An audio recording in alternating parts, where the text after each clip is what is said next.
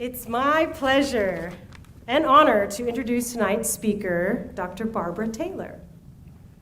Dr. Taylor is a scientist for NOAA at the Southwest Fisheries Science Center in La Jolla.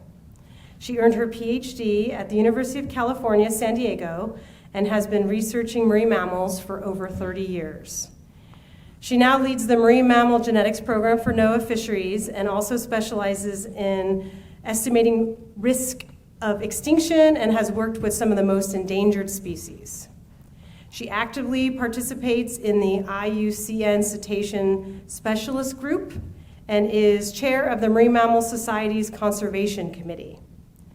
In 2016, she received the Society for Conservation Biology's LaRoe Award as a leader in translating the principles of conservation biology into real-world conservation. The title of tonight's talk is An Urgent Message from Mexico's Vaquita porpoise. Protect me, protect life, yours included. Please help me welcome Dr. Barbara Taylor. Thank you, Julie, and thanks for the invitation and for everyone coming out and taking your evening to come listen to the sad story of this little porpoise. So I'm going to take you on quite a rapid tour tonight.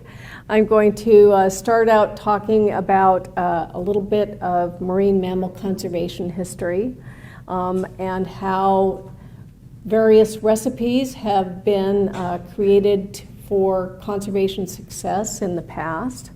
And then I'm going to talk about vaquitas and the lessons that they have to teach us about how we need to change that recipe.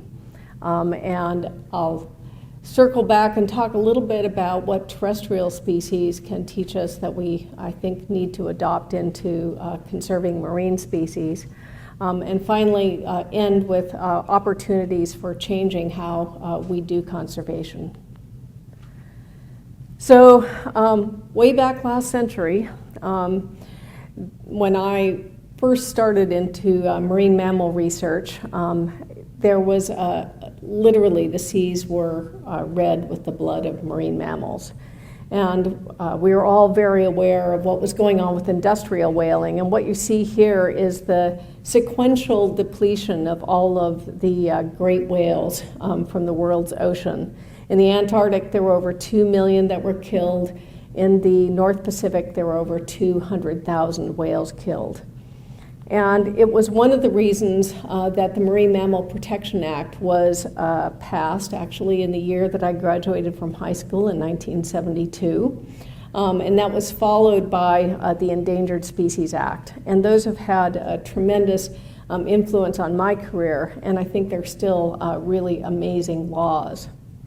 But there's some really interesting lessons that we can learn even from those laws from last century. So one of the other big reasons that the Marine Mammal Protection Act was passed was the tuna dolphin issue, which is much closer to home.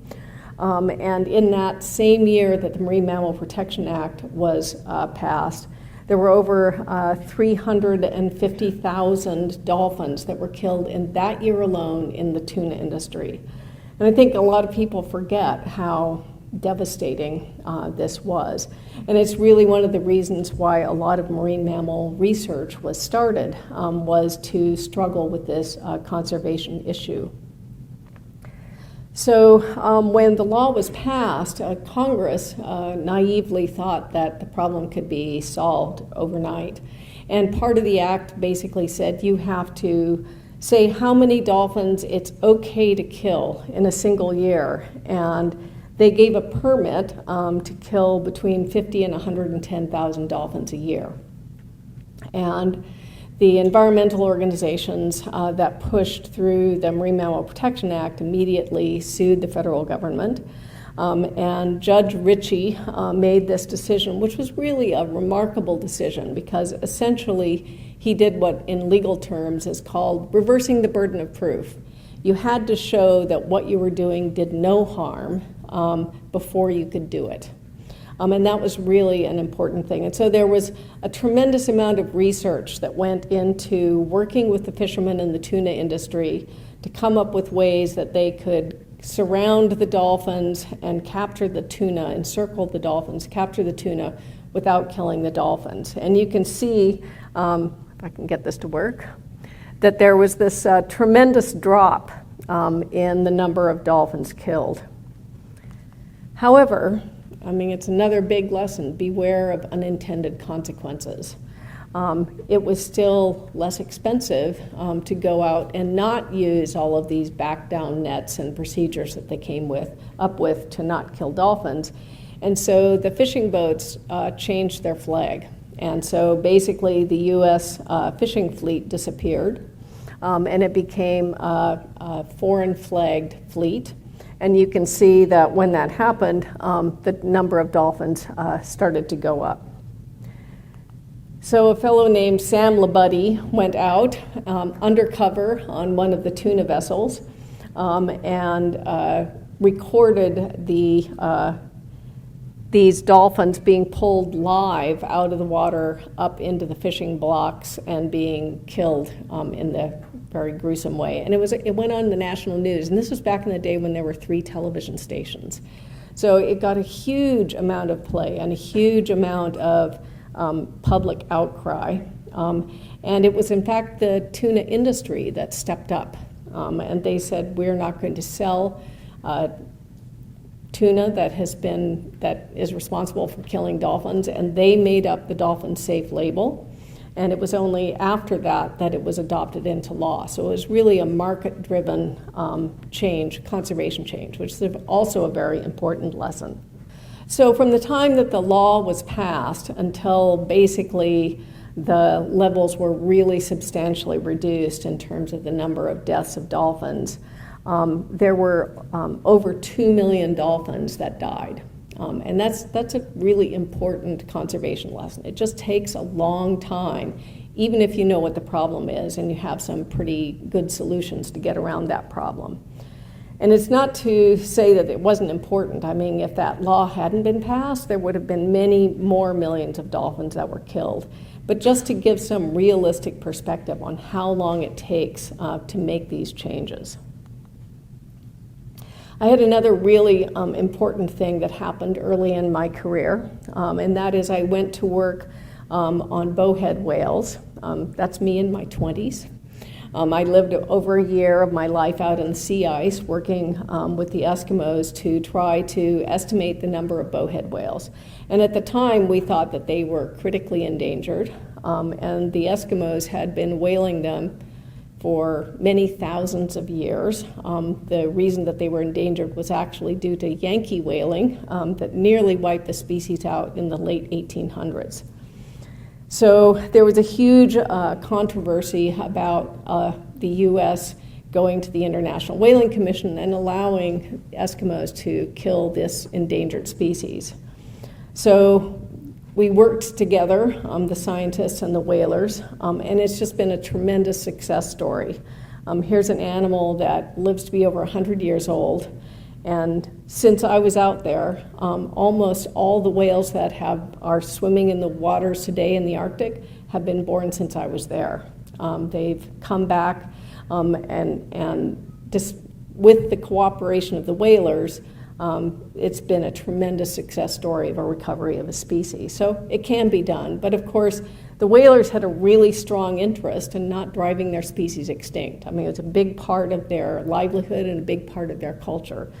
So they were very motivated to make something work that would save both their culture and the whales. So what made these laws effective between 1970 and I would say about the year 2000? And there was a governmental will that was fueled by strong public support. There were empowered implementers, like the agency that I work for, NOAA. There was enforcement, or at least fear of enforcement. There were data to drive the management. There were NGOs and the courts that checked the implementation. There was a well-educated and concerned public, and conservation issues that could be solved through regulatory mechanisms. And if that's the case, we're pretty good at knowing how to deal with that. And you can see that it takes an intersection of all of these different elements before you really have a conservation success. And it's a very complicated process. The other thing that was really different last century is that it was in the pre-digital era. A tremendous proportion of the human population saw the first human set foot on the moon. But now we're at once more connected, but there's so many things trying to get our attention that I think we're actually less connected than we used to be. And so it's very difficult to communicate to the public about these conservation issues. So now I'm going to talk about some conservation failures. And I'm going to start with this animal. This is a baiji, also called a Yangtze River dolphin.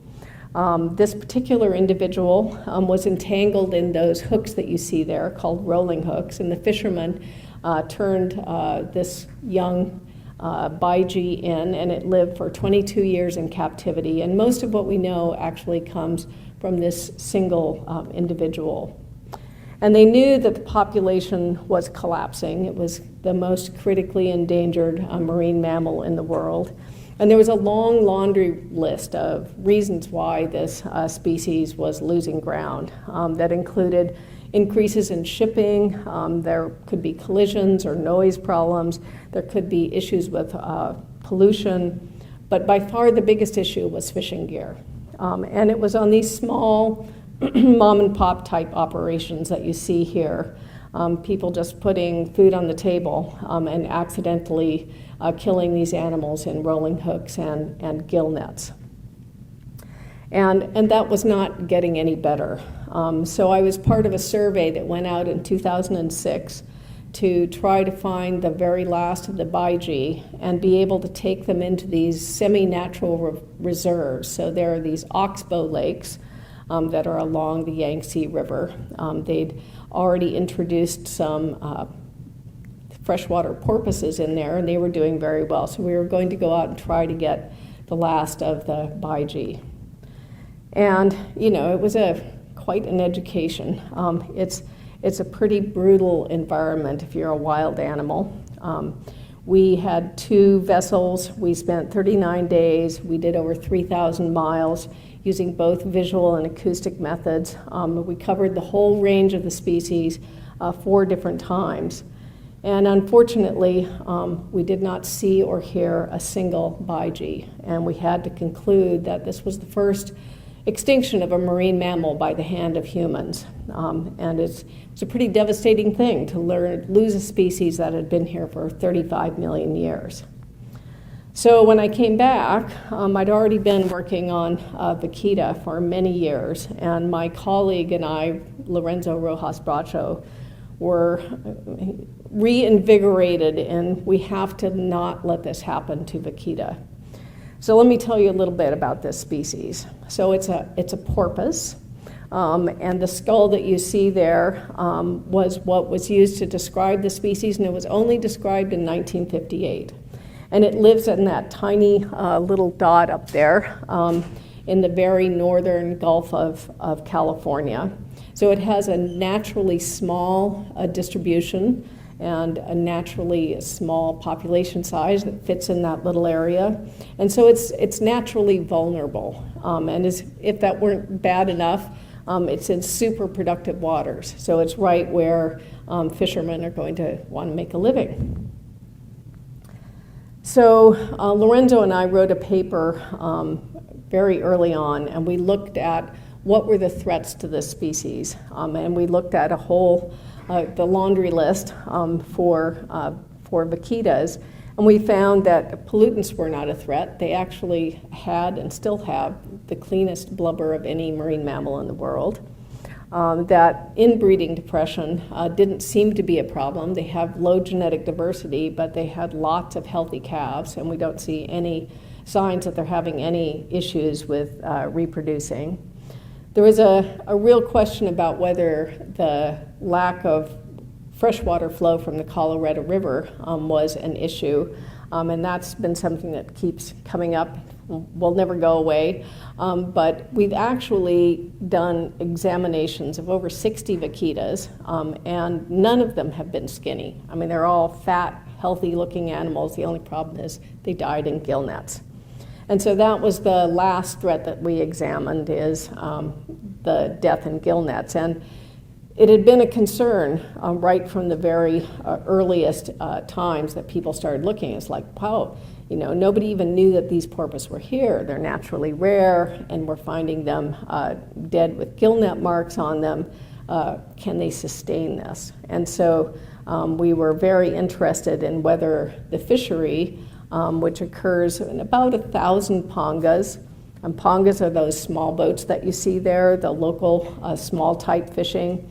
And there's two major fishing villages there, El Golfo de Santa Clara and San Felipe. And the question was, could they sustain the level of fishing? So there was a study that was done back in 1993 to 95. And the woman who did the study put observers on boat, plus she interviewed all of the fishermen, and estimated that there were about 78 vaquitas that were being killed every year, and that they got caught in every size of gillnet, from the biggest ones. This one I'll talk about more. This is a Totoaba gillnet, and you can see it has a really big mesh size in it, and that's because it's meant to catch a big fish. But also they catch shrimp in gillnets in these little tiny mesh sizes, and it didn't make any difference. The vaquitas, unfortunately, died in all of them. So I'm going to show you, I think, what is the best footage of vaquitas in the wild. This was taken in 2008, and we went out in 2008 to try to get the second abundance estimate, which I'll talk about in a moment. But I wanted to show you a vaquita to show you why they're so hard to study. They are just my size, 5 feet tall, 120 pounds. I'd be a perfectly fine-sized vaquita, except I don't have a dorsal fin, but the dorsal fin is only about that big. So they typically are in pairs, and so you don't see them like dolphins in big schools, and they don't jump around, they just roll very slowly like this. And so it's really difficult to see them, and usually we have to have glassy, calm conditions like what you see here.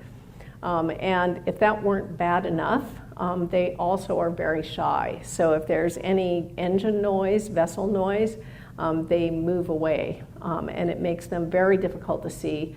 And in fact, in San Felipe and El Golfo, they call them fantasmas, the ghosts of the sea. And a lot of fishermen claim that they've never seen one except dead. So it makes them especially hard to conserve when people don't even get to see this animal. So we went out and did our very first survey of the entire distribution of vaquita in 1997. We go out on these big ships that you see here. We use these giant binoculars, 25 power binoculars that are called big eyes. And it's because we need to see the animals before they start to avoid the ship. And we found that in 1997, there were about 650 vaquitas. And given what we knew from the dead vaquitas that we'd cut up and looked at sort of how old were they when they started to have calves and how often did they have calves, that 78 a year was well beyond what the population could sustain, and that the population had to be declining because of the fisheries. So we didn't do another survey until after the baiji cruise. And when we came back, we decided we needed to get another abundance estimate, and we needed to be able to see how they were doing every single year so that we didn't have another situation like baiji. And when we went out in 2008, there were only about 200 left. So we'd already lost over half the vaquitas. It fit our models of the estimated rate of decline because of gill netting. And this was all due to legal gill netting for fish and shrimp. So we brought in a bunch of experts that had different acoustic detectors. So it turns out that vaquitas find their food by echolocating, like bats. And they actually, their echolocation is about 10 times higher than bats. They make this really high pitched click that they use to detect their food in this really turbid, muddy water that's over the Colorado Delta. And that allows us to be able to tell where they are and how many clicks there are. And so we designed a grid that was supposed to allow us to tell the Mexican government whether their new Vaquita refuge was good enough to save the species. So you can't see it very well, but there's a little space that basically runs around these dots. Each one of these dots is one of these passive acoustic detectors. It's called a C-pod. And this little line that goes around here is the Vaquita refuge. And the Vaquita refuge is a no fishing zone. And the fishermen were paid not to fish there. And so the Mexican government hoped that that was going to be sufficient and that we would be able to see vaquitas recovering. So we designed this monitoring method to be able to detect what we thought would be the fastest rate of decline, about 4% per year, in a 5-year period, to give some feedback to the Mexican government. And what we found was not an increase, but instead we documented a catastrophic decline. And in fact, when we were out there in 2008, the fishermen had been saying, hey, totoaba are back. So let me introduce you to the totoaba. The totoaba is this big fish that you see this gentleman holding. That's actually a pretty small totoaba. They're sort of linebacker size when they're big adults. 200 to 300 pounds, 6.5 feet long would be a sizable adult totoaba. They're a member of the croaker family, and they come up into these shallow waters near where the Colorado River Delta is underwater to spawn in the winter. And it turns out that totoaba is actually a corruption of the word bahaba. And bahaba were the Chinese form of basically the same thing. A croaker that ran up the Yangtze and the Yellow River and was prized for its swim bladder. It's an organ that the fish uses to regulate buoyancy, but in China it's considered to be used for medicinal purposes. It's supposed to make your skin look more youthful and to help women have healthy babies. So they basically wiped out the bahaba, and there is a very strong connection between many communities in Baja and China, and they said, hey, we have this fish that looks just like your fish. I mean, it really does look just like it. And so it was called a totoaba, and so the original fishery for the totoaba, and the reason that those two villages are there was to sell these swim bladders, which are called buche, to China. So essentially, the totoabas were wiped out in the early 1970s, and there was basically no fishing by the mid-1980s, and both totoaba and vaquita were put on the Mexican Endangered Species Act together at the same time because they died for the same reason. You can see that's a photograph of a vaquita in a totoaba net in the mid-1980s. And throughout most of my career, there were no totoabas, no adult totoabas, and so it wasn't an issue, although I guess there was always a sort of low-level trade that was going on with China. But all of a sudden, the species started recovering, and we heard it from the fishermen, but didn't think much about it. Until we got the results in from the acoustic monitoring, and it turned out that they were declining at about 40% per year. And at the same time, there was lots of documentation of the trade in now an illegal black market wildlife market in China. And the top price for a swim bladder in China goes for one swim bladder is about $50,000. So it's now called the cocaine of the sea. And clearly, if if you're a fisherman and you can make $50,000 off of one fish, or even if you make $8,000 off of one fish, I mean, it's double your annual income. So it was an incredibly tempting thing to fish for this illegal fish. So we took this evidence to the government of Mexico. They took it very seriously. The president of Mexico came to San Felipe in 2015 and announced this 4-part program where they were going to increase enforcement, and basically they gave the enforcement to the Mexican Navy. They were going to ban gillnets temporarily for 2 years, and in fact, on the books, it's banned now permanently. They were going to compensate fishermen to the tune of about $32 million a year not to fish. And the 4th part was they were supposed to accelerate the development and socialization of alternative gear so that the fishermen would have something other than gillnets to be able to go out there and catch fish. And so the area that they made illegal was everything inside that red line. And what you see here, all the little dots are Vaquita detections from our various scientific research. This is the hatched area is the area that is probably the historical Vaquita distribution.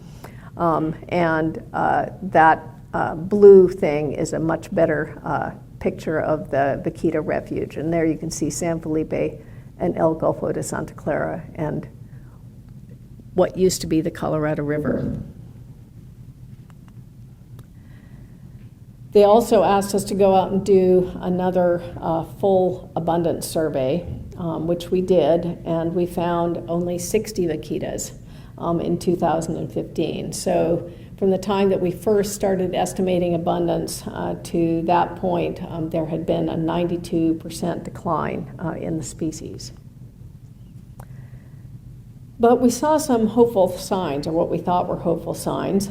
You can see on the dark background here, this is from the radar screen on our ship in 2008. This is the boundary of the Vaquita refuge, and each one of these little dots is a ponga that has several thousand meters of gillnet out. So even though they were protecting about 50% of the Vaquita's distribution, the other 50% had the same amount of fishing effort in it. So it was like a spider web of death, basically, around the Vaquita refuge. But it was being enforced, and that was good news. And this is what it looked like in 2015 when we did the third survey that I showed you.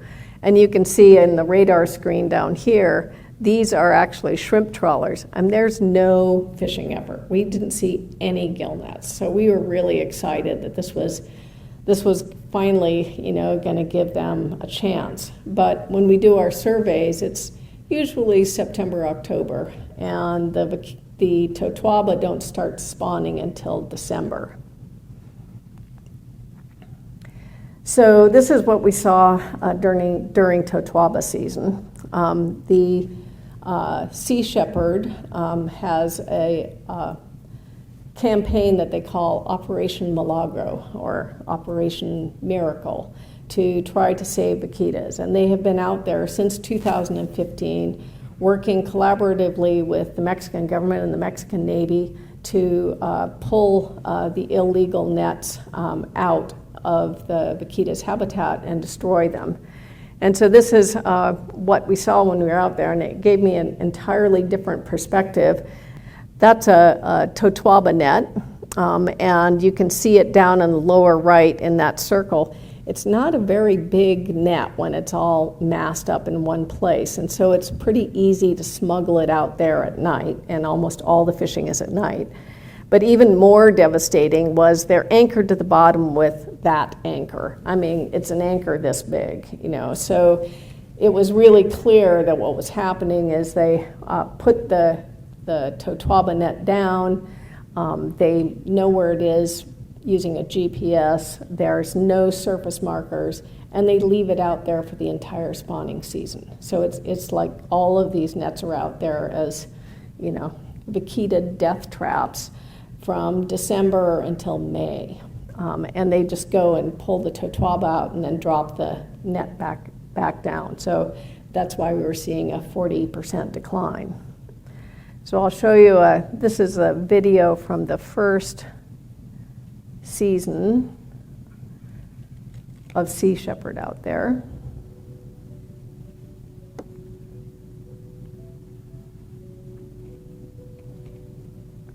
For those of you not familiar with sea shepherd, they are best known for whale wars.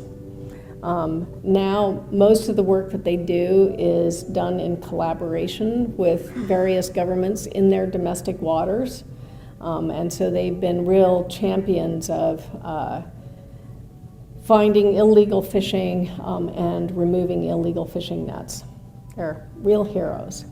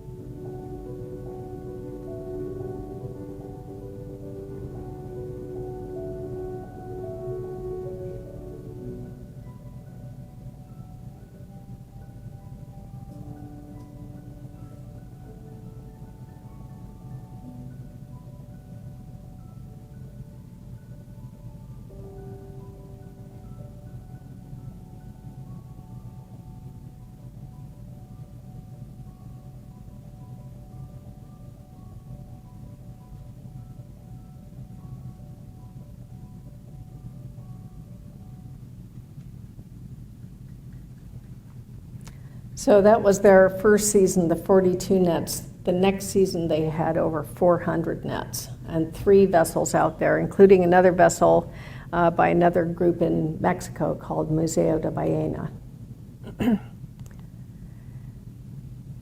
So we continued our acoustic monitoring to see, whether all of this heroic effort to remove the nets was having the desired effect. And unfortunately, we didn't see any effect. Vaquitas for the last several years have been declining at 50% per year. So you can see here the estimate in 2016 was down to only 30 vaquitas. So the Vaquita recovery team, which is also called CERVA, we've been struggling with this, and we finally made the decision that they would have their best chance if we tried to capture them and get them out of this habitat where they were certainly going to die. And so we formed a new group called Vaquita CPR to try to take vaquitas into at least temporary captivity until we could get this illegal wildlife trade situation under control. So in 2017, in the fall, we went out there. We had over 90 participants out from 9 countries. And we had to do all of these things at once. We had to find them, we had to catch them, and we had to be prepared to take care of the most endangered marine mammal in the world, so we had to be able to house them and care for them. So we modified methods that we'd used, these passive acoustic detectors, so that we put them out and retrieved them every single day, so that rather than leaving it out for 3 months at a time like we usually do, we would find out every day sort of where these last vaquitas were located. And then we went out with one big ship with our big binoculars on it, but we also augmented that with some smaller boats, because this time we had to be able to track them, not only track them, but be able to get the crew that was going to capture them. And because we didn't know how this was going to work, we also used Navy dolphins in hopes of being able to track them better. And then we had the team that was going to be able to capture them. They were primarily from Denmark and Greenland. They had experience in capturing harbor porpoises in these very lightweight gillnets that you see here. And so we went out to try to pull off this miracle. And you can see it's quite a fleet of vessels out there. And we had to, as I say, be ready to take care of them. So we built a big land-based housing that had interior pools in it, and a nearby veterinary center where we could work up samples and be able to tell how the health of the animal was doing. We also had some modified at-sea tuna pens that had various things so that we could be able to take care of the animals, teach them how to eat dead fish, all the things that you need to do when an animal is first taken into captivity. And then we had people who had to know how to take care of them. We had every porpoise biologist in the world in San Felipe, Mexico in 2017. And also people who knew various species of porpoise and how they dealt with them when they captured them. And so we went out, we basically about the 4th day we were out there, we captured our first vaquita, and it was a 6-month-old female.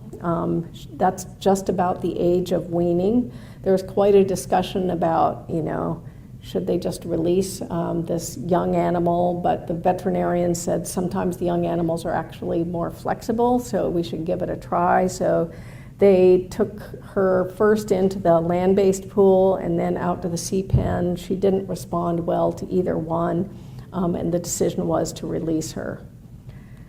And then the next animal that we caught was like the ideal animal. It was an adult female, it wasn't pregnant, it wasn't lactating. She appeared initially to be responding very calmly. She had normal breathing, she had a normal heart rate, and they decided that she was a good candidate, and they took her into the sea pen, and she was swimming around fine, and the veterinarians were talking about who is going to take what shift through the night, and all of a sudden she just dropped to the bottom. And they decided to do an emergency release, and she swam rapidly away and then did a 180-degree turn, swam rapidly back, and when they held her in their hands, she didn't have any heartbeat. And they tried literal CPR on her for 3 hours, but she died. And so that brought an end to trying to capture vaquitas. We immediately halted the capture attempts, and eventually were able to, through the necropsy and all of the diagnostic slides, figure out that she had died of capture myopathy and cardiomyopathy, which in short means she died of shock and a heart attack. They were able to rescue her gametes at SeaWorld, and we have, to this day, living cells from both females at the San Diego Frozen Zoo, and we've just completed the first full genomes from the cells from those animals. But needless to say, it was a devastating outcome, and the lead vet said we had to try. And we went out there not knowing at all what would actually happen. We had these 3 species that we had some information from. Harbor porpoise actually seemed the most similar. They live in shallow habitat, they avoid vessels like Vaquita, but they respond okay to capture and they respond okay to enclosure. So there have been many successful releases of harbor porpoises that have come into captivity. Finless porpoises are sort of similar, although we don't know if they avoid vessels. The most different, actually, was Dahl's porpoise. It lives in deeper waters.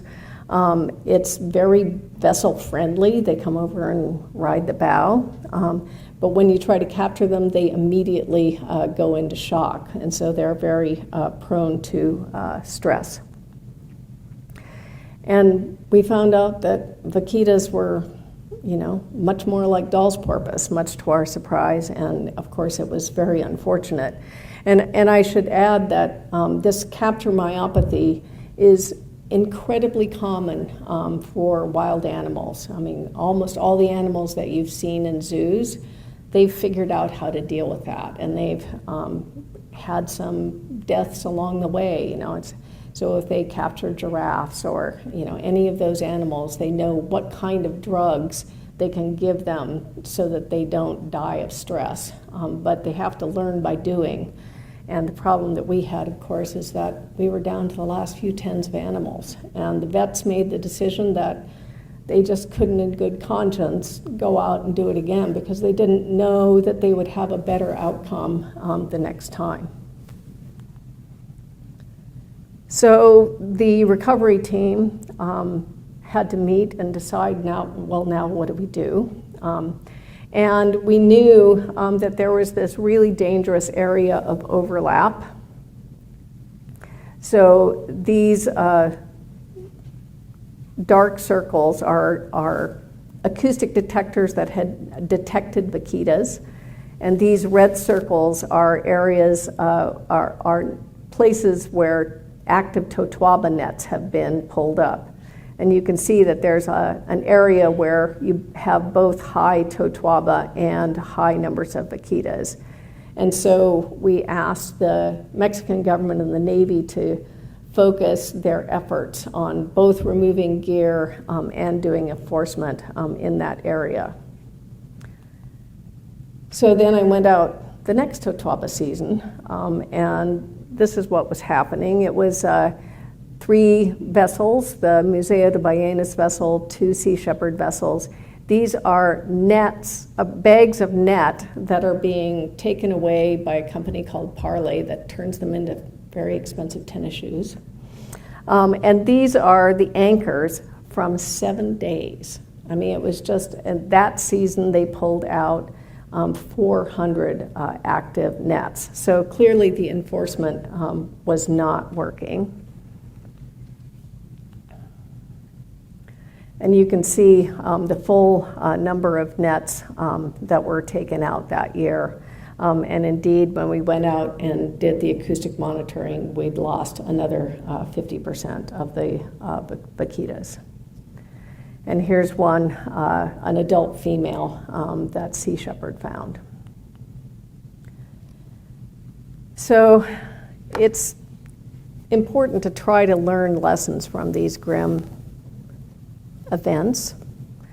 I think all along we had unrealistic expectations. And the biggest of those is that it takes a really long time to change human behavior, probably longer than Vaquitas ever had. It was probably never realistic to expect the 2 agencies in Mexico that govern fisheries, Conapesca and Inapesca, to actually develop alternative fishing methods and transition them into the communities. And yet they had a complete monopoly on doing that. And that's still a problem to this day. The recovery team, basically, we put all our eggs in one basket. We were so afraid of that the efforts, if we did any efforts to capture animals, that the government would stop trying to remove gillnets and take care of vaquitas in the wild. So our plan A was to get rid of gillnets, but we didn't even explore plan B. And we'll never know whether plan B could have been successful, because we now know that you needed to do that. You needed to start doing that when there were hundreds of animals, not when there were tens of animals. And I have to say, in both the baiji and the vaquita, we just didn't account for the unexpected. I mean, we didn't know that Totuaba would recover and that there would be this massive decline that was very fast.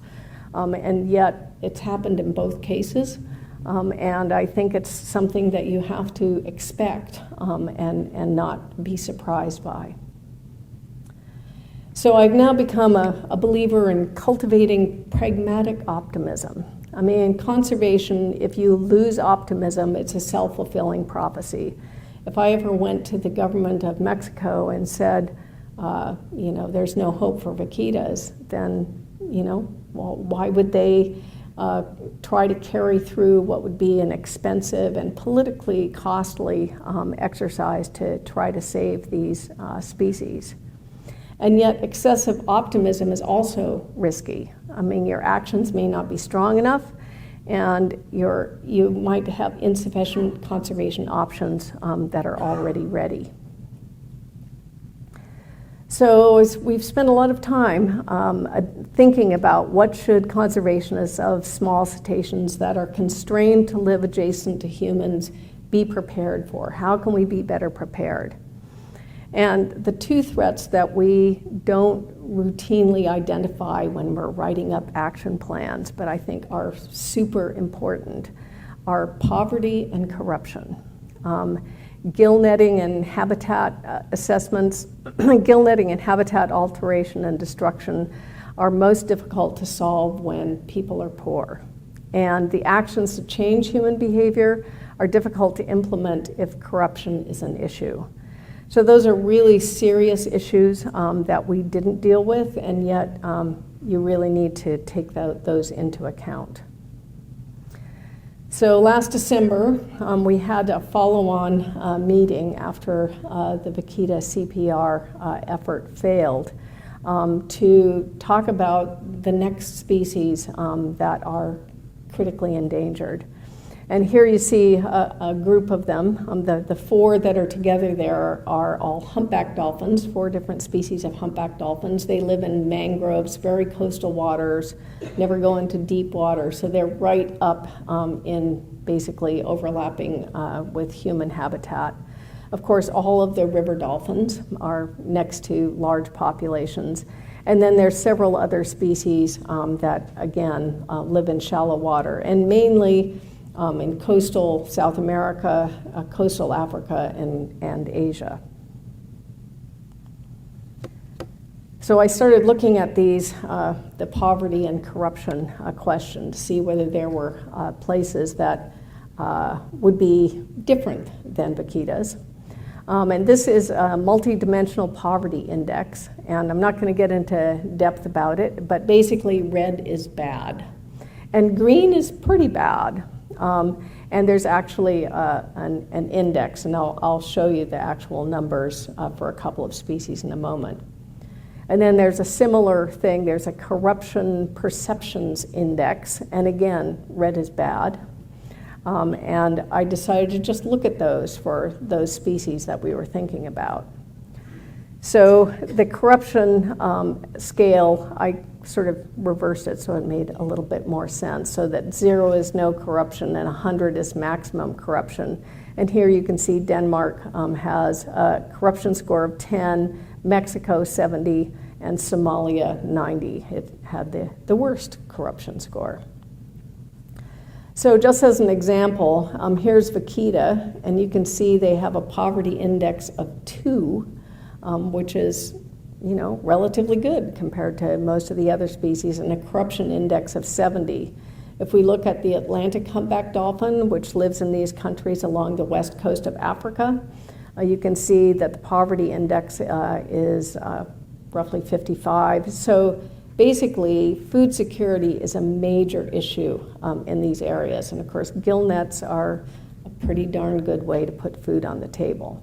And the corruption index is more or less the same as Mexico. And here's, just some other examples of critically or endangered species or endangered species, the Amazon river dolphin, the Indian Ocean humpback dolphin. And you can see that, Mexico is relatively an easy problem compared to these other situations.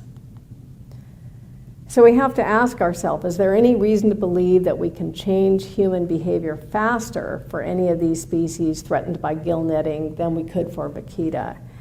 And if time is not in our favor, how should we prepare to have a chance to save these species in the coming decades of biodiversity crisis? So I became a student of places where it had worked, which mainly are terrestrial cases. Well, they're all terrestrial cases, including one that we all know very well living in California, the California condor. And there's some really inspiring cases out there. There's a wonderful book by Jane Goodall that documents all these different cases. And these are all species that actually went extinct in the wild, were saved through being taken into captivity, which is now called ex-situ conservation. And you can see the number of animals at the lowest point. It's really impressive. the New Zealand robin came back from 2 individuals. And so I always have faith in the animals. But it's quite a different thing when we're talking about marine animals, because we need so much more lead time to understand how to successfully take care of these animals. We need to learn basic husbandry. We have to have the potential to learn how to release these animals back into the wild. And at the same time, we have to be able to maintain viable populations, despite the fact that they grow really slowly. So, Vaquitas might have a calf every year or 2. Condors, you could multiple clutch them. So they're a much more difficult prospect. So we need to really carefully think about what's the right tool for the job. If we don't develop more tools, we're less likely to be successful. And it won't be the same in all cases. And we need to come up with ways to make really wise choices. And this ex-situ conservation is going to be super expensive for cetaceans. That's porpoises, dolphins, whales. I don't think we're so worried about whales, although who knows, maybe killer whales. But the large whales are not options for ex-situ conservation, really. But we have to also worry about whether, if we're even considering that, we're reducing the chances of taking the conservation actions that are needed in the wild. And so we need to persuade scientists and publics and governments that it has to be part of a plan, but not the only plan. You still need Plan A as your main plan, but you also, I think, should be working towards being able to use Plan B if you have to in an emergency. And so the International Union for the Conservation of Nature, IUCN, has come up with this one plan approach where they integrate both in situ and ex situ actions into one plan and think in advance about what are the triggers that'll make you take various decisions and what do you need to be prepared to, if you make that decision, to be successful.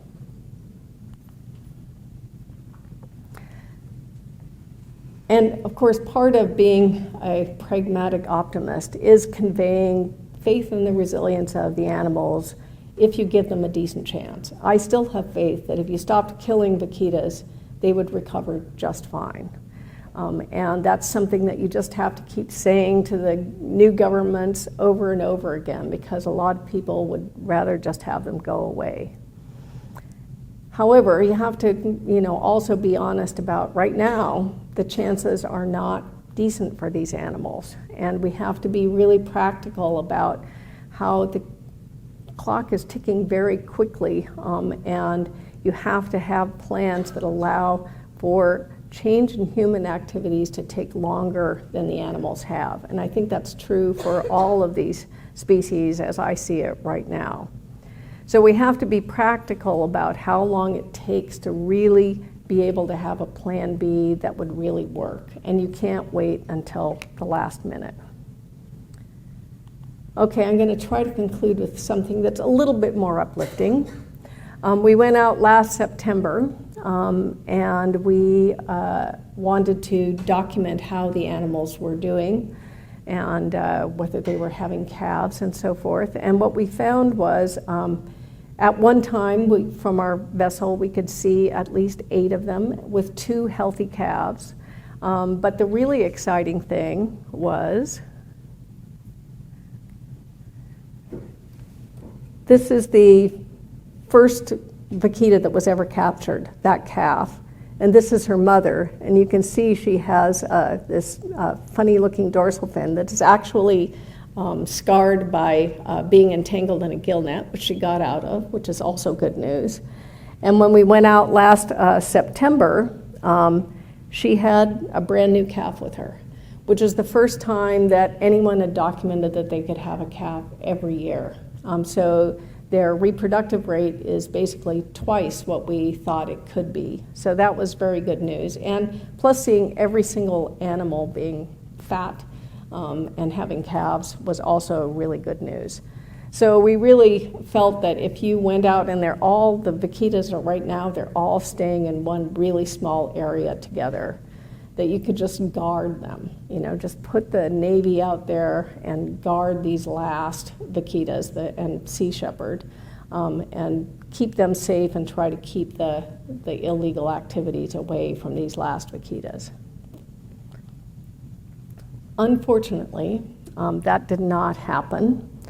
And I know you have some websites back there on the papers if you want to follow what's going on. Another really good place is the IUCN has a Cetacean Specialist Group, and we post every month what's going on out in Vaquita land, all the maps of where Sea Shepherd has pulled up nets and what's going on.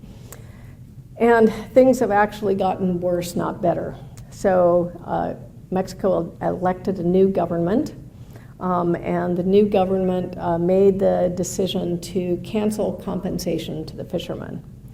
And unfortunately, the last administration had done nothing to develop alternative fishing gear. Even though there is alternative fishing gear, they hadn't developed it, they hadn't rolled it out to the fishermen and trained them or gotten permits ready. And so what happened was all the fishermen who weren't fishing for totoaba, the legal fishermen, just went back to gill netting. And so as we speak, there are, many, many kilometers of gill net right where the last of the vaquitas are. There's so many that we've been unable to get back out and do research or even put our acoustic monitoring devices out there because there's so many gill nets that we would just lose our equipment. So the other bad thing that happened is that this year, for the first time, the totuaberos, the illegal totuaba fishermen, started attacking the sea shepherd and the Museo de Villena. They smashed windows, threw Molotov cocktails, and they didn't even bother covering their faces. And so there's lots of pictures of the people who were doing it. It was all turned in to the local enforcement authorities, and there's not a single person that's been prosecuted for either the violence or illegal fishing.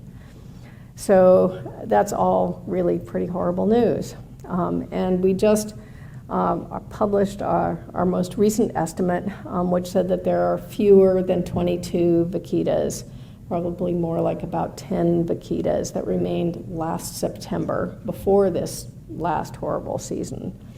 So things are really, really grim for this species. And I always get the question, so I'll deal with it now because I think it's a really important question of, what can we do? Well,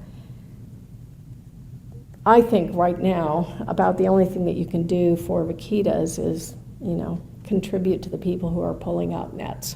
And if they hadn't been pulling out those nets, vaquitas wouldn't be there.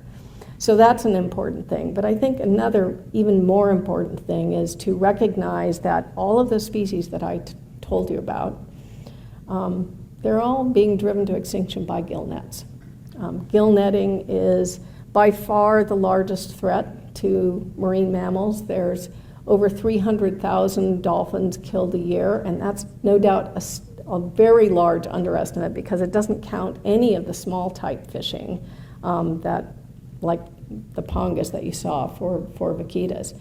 So it's a massive problem, and I think most consumers don't even know about it, and they don't know that they have the power as consumers to refuse to eat seafood that is caught in ways that is driving species extinct.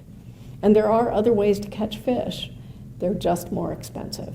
And we basically need to pay the full cost if we want to see these animals in our rivers and coastal waters, or else we're going to lose one after the other. And so I think there's a real important role for consumers to play in being both educated and also, asking about their seafood and where it comes from. And I think there could be a really important role. And I think we saw that with the tuna fishery, that they really cleaned things up.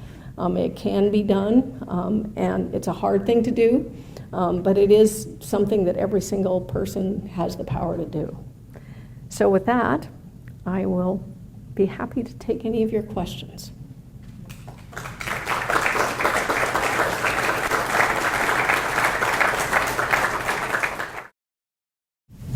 Do you have any pictures of the types of fishing equipment that would be able to catch fish and not the vaquitas? What are these alternatives? Yeah, the biggest alternative there, so that decline where we lost half the vaquita between 1997 and 2006 was mainly driven by shrimp that's sold in the U.S. And they, WWF Mexico, did a lot of research with a bunch of gear specialists to come up with clean trawls. So most shrimp is caught with trawls. There's no reason why you can't catch it with trawls, but catching them with a trawl that can be pulled by a little ponga takes a bit of design work. But they came up with a design, they have a very workable, and there's been a tremendous effort, global effort by fishing gear experts to come up with gears that work. So that the most lucrative, besides totuaba, the next most lucrative thing is shrimp. And I have a very good colleague who, there's a group of fishermen who have a box that's waiting for sustainable shrimp to come. It's the highest market shrimp sold in the U.S. is from the northern Gulf of California, but there's never been any permits for it. So that's really on the Department of Fisheries. But the gear is there. The next most profitable thing is corvina, which is sort of the smaller cousin of totuaba. And they're a schooling fish, and so you can actually surround them with a seine net, a small type seine net, which they've developed in the Baltic and in Norway. And they've tested it out in the Northern Gulf, and it works fine. So there's your two biggest fisheries that you could step in and supply gear immediately to replace gill nets. But here's the important thing. They're more expensive because they're both active gears. So with a gill net, you just take this thing out and you stick it in the water, and 6 or 8 hours later you pull it up and you haven't used any gas, right? And For a trawl or a seine, you actually have to drag the gear, and so it uses gasoline. And so the fishermen don't want to use it because they won't make as much profit. And that's the big problem with gillnets, is they are super efficient killers. They kill everything, and they kill it cheaply. And for these other gears, they work, they catch fish, but they're less profitable. And there's fish traps, but I think there needs to be more work on the fish traps. But those two, the seines and the trawls, work great.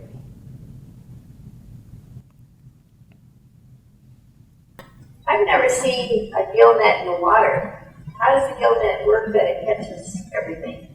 How do the fish get in there? Yeah, so, well, this is a big gillnet, but it is as it says. So the fish sticks its head through, and then it gets caught on its gills trying to come back out, right? So they actually get entangled by the head. And that's how most fish die. Marine mammals, personally, I think that they just make mistakes. I mean, the Northern Gulf is so full of gillnets that it's impossible that the marine mammals that live up there, like vaquitas and bottlenose dolphins and sea lions, don't see them every 10 minutes. So it's not that they can't detect them and that they can't see them. If they couldn't detect them, they'd all be dead. But I think that they just, there's huge currents up there, and I think that they just, have a low probability of making a mistake. And when they do, what they find when they pull marine mammals out is that they roll. So they get a flipper or a fluke that gets stuck in this thing, and they roll to get away from it. I don't know why that's their reaction, but then they're just hopelessly tangled in there, and they're air breathers, and so they die because they're held underwater.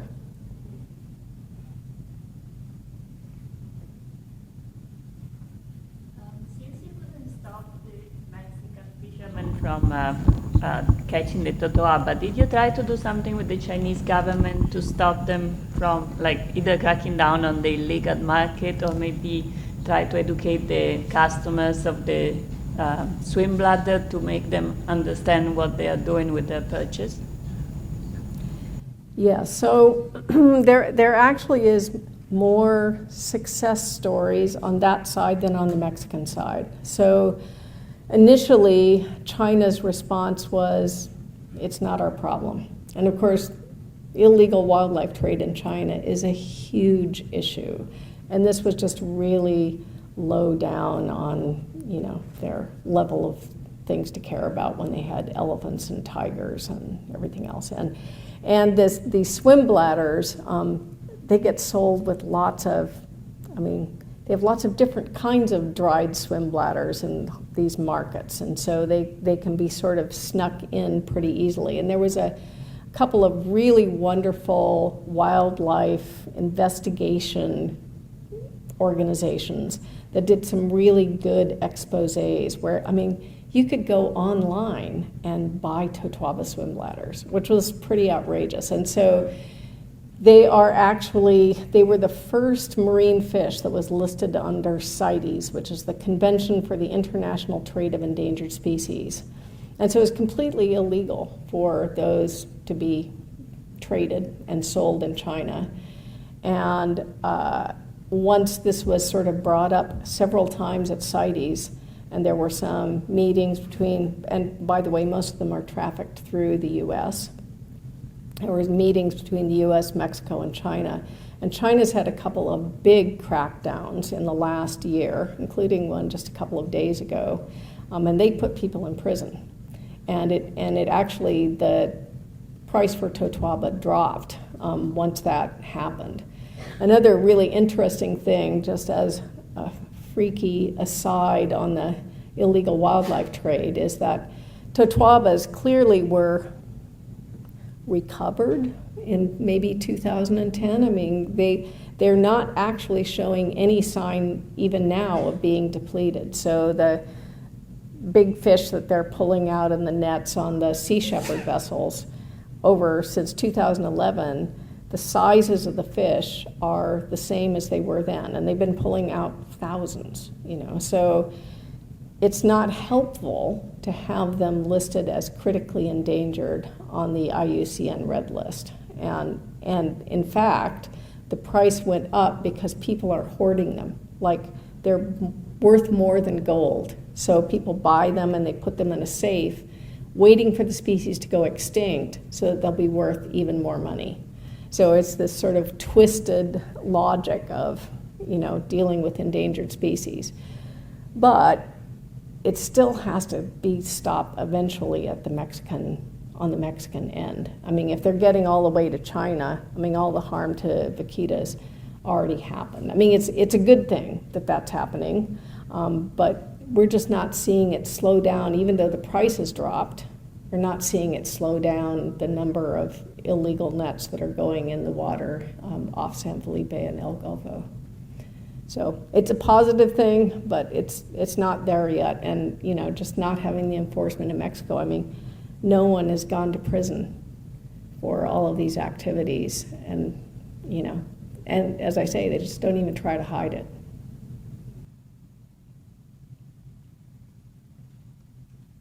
Does that fish bladder really work in China, or is it some kind of placebo? Well, I think all of those things are placebos, but I'm not an expert in it, but they, yeah. I don't think there's any evidence that it actually does anything.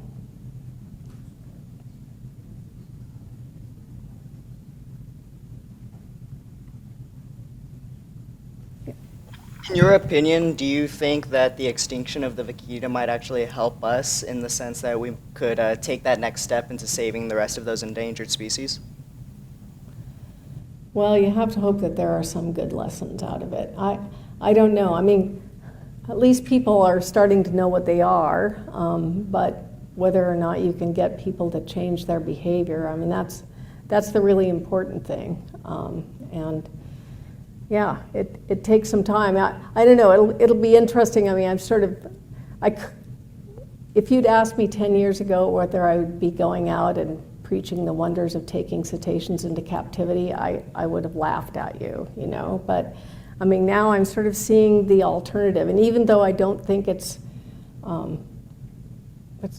where we want to be, if we can save one or two species, I think it's worth doing. And the other thing that was interesting in this meeting with all of these biologists that came from all over the world that deal with these species, every single one of them said, not my species, it's not time, you don't have to think about it. And I was like, well, how many are there, and how are you doing with gill netting? And so it was just, getting people to think about being prepared. And I think that is a really important lesson that we have to take, is that we can be learning what we need to learn to conserve these animals in the wild, and at the same time, we can be taking blood samples to see how they respond to being handled in captivity. We can be looking for natural, that was the other thing that was a real eye-opener to me, was that survey that I did on the Yangtze. I mentioned that they had put finless porpoises into the oxbow lakes. So they're the first example with a marine mammal where they actually are doing both conservation in the wild and conservation in these semi-natural reserves. And when you started talking to people about not taking them into aquariums, but looking for places that you could actually protect them, like setting aside a mangrove where you really had solid protection and you could take care of those animals. And I think, just getting the wheels turning along those lines, that there are, for the Amazon river dolphin, there's reservoirs, there's lakes. There are places that you could put them and protect them without having to actually take them into zoos. Because once you do that, life just gets a lot harder. It was another real eye-opener when I started looking at the terrestrial species as how hard it is to reintroduce an animal, even an animal that you understand, like a wolf, back into the wild. Most of the ones that have been born in captivity, they don't know how to, they don't know how to deal with all of the hazards that wild wolves have to deal with. And so you're going to lose a lot of animals. And I just started thinking about, wow, how would we teach a vaquita to, be quiet when there's a white shark around or a killer whale, you know. And so I think as much as we can keep them in their natural habitat, the better it is. But, you know, thinking about how you can protect them is a really important step.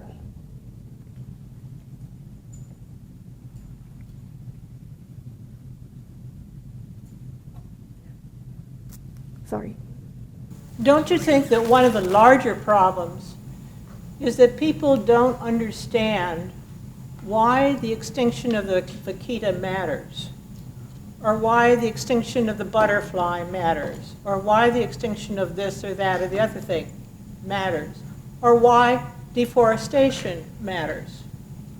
I think we have a huge problem, personally, I think that we have a huge problem with the whole mindset of the human species that thinks it can do whatever it darn well, and that's modified language, pleases, because we are dominant and we control everything. And the unintended consequences is that we are destroying the very habitat because of the chain, et cetera, that we don't understand, that supports us. And so ultimately, we ourselves are endangered by each species that dies. And how are we getting that across to the public? Well, you should do it. That was beautifully put. And in fact, you know, I've done a lot of interviews with journalists, and one of the questions I get is, you know, why should we care? Why should the fishermen in those villages care? And the other thing is to ask, so what difference is it going to make to the ecosystem if there are no vaquitas? And, you know, my response to that is, first, I don't think we have the right to cause species to go extinct. That's my personal belief. But to the fishermen, it is the canary in the coal mine. The reason that they're going extinct is because they are fishing unsustainably and they're wiping out all the top predators. And it's only going to be a matter of another decade or two before they're going to have to move away because they've wiped out the marine ecosystem. I mean, that's what's happening. And it's been extremely difficult to communicate that. Unfortunately, I'm sure this is true with any case, there's fishermen who care and there's fishermen who just don't care. And the fishermen who did care and do care, they got sort of the short end of the stick, you know? They didn't make any money off of Totuaba. They didn't get permits from the Mexican government. You know, everything went badly for them, and everybody in those little communities know and thinks that they made the wrong choice. And so it is really important to try to come up with some good examples and to effectively communicate that we have to live sustainably on this planet. I mean, it's not really a choice, you know, and if you go down the road of not living sustainably, there are dire consequences. But it's a very difficult thing to communicate. But it needs to happen, for sure. Thank you.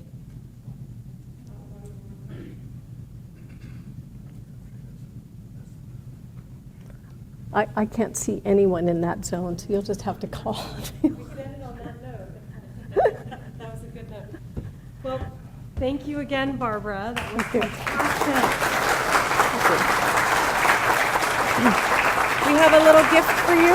Oh, thank you. This Cool. is from the gift Beautiful. shop, and there's a few things inside from the gift shop. So on behalf Super. of all the aquarium staff and friends, we thank you so much for your time and coming up here from La Jolla. That was fantastic. All right, thank you. you. Thank you. Thank you.